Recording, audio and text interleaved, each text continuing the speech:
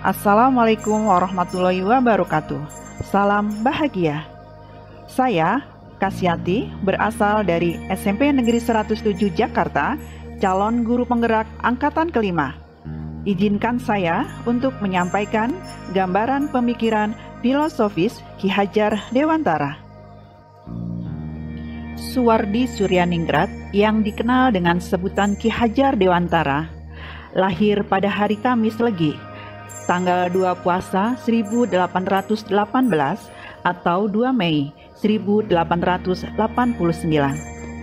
Ayahnya bernama Kanjeng Pangeran Harjo Suryaningrat, putra Kanjeng Hadipati Harjo Surya Sasraningrat yang bergelar Sri Paku Alam ketiga.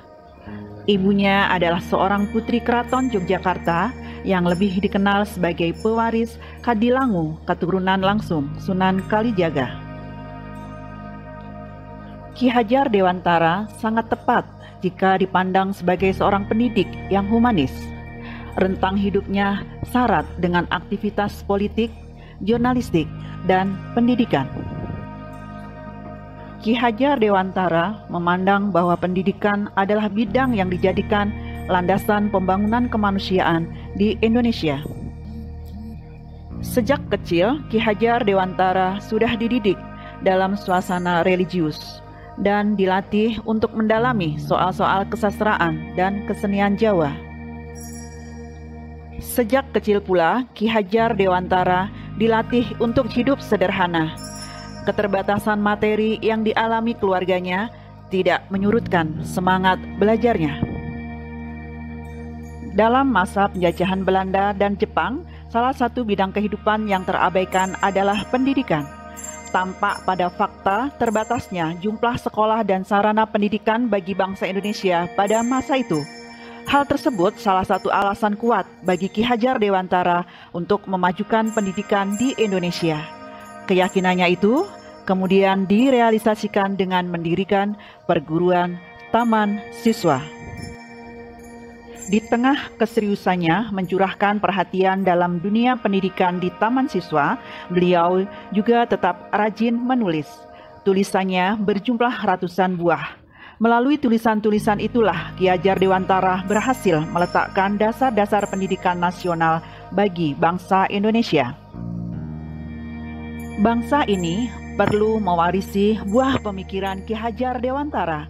Dalam pandangannya, tujuan pendidikan adalah memajukan bangsa secara keseluruhan tanpa membeda-bedakan agama, etnis, suku, budaya, adat, kebiasaan, status sosial, status ekonomi, serta didasarkan kepada nilai-nilai kemerdekaan yang asasi. Banyak filosofis pendidikan yang diajarkan oleh Ki Hajar Dewantara. Di antara filosofis tersebut adalah pendidikan adalah benih-benih kebudayaan yang dapat mengantarkan murid pada budi pekerti. Budi merupakan hasil olah cipta, rasa, dan karsa, sedangkan pekerti merupakan olah tenaga. Oleh karena itu, pendidikan harus bersifat holistik dan seimbang. Mengenal adanya trilogi pendidikan. Ing ngarso sung tulodo yang berarti di depan harus bisa memberikan contoh dan tindakan yang baik. Ing madyo mangun karso berarti di tengah harus bisa memberikan motivasi agar murid bisa bergerak dan bangkit untuk menciptakan prakarsa dan ide.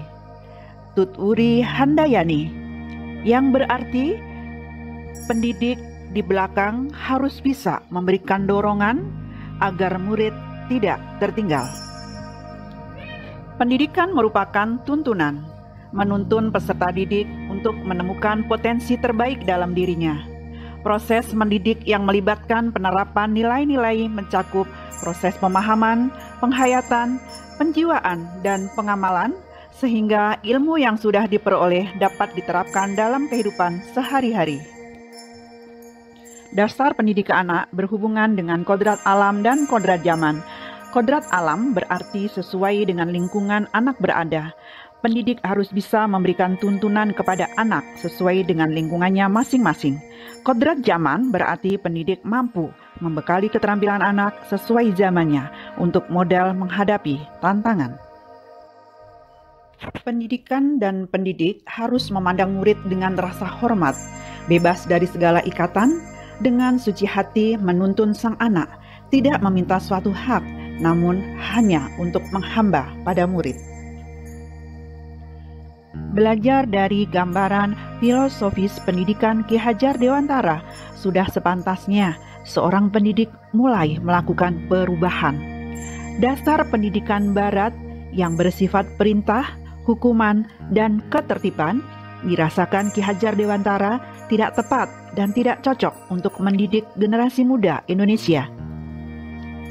Praktek pendidikan yang memunculkan suatu perkosaan atas kehidupan batin anak-anak yang mengakibatkan rusaknya budi pekerti karena selalu hidup di bawah paksaan dan tekanan harus segera ditinggalkan untuk menuju merdeka belajar. Jalan-jalan ke Setu Babakan, jangan lupa makan ketoprak. Mari majukan pendidikan bersama guru penggerak. Bersama guru penggerak pasti bisa. Demikian yang bisa saya sampaikan, semoga bermanfaat. Wassalamualaikum warahmatullahi wabarakatuh. Sekian dan terima kasih. Salam bahagia.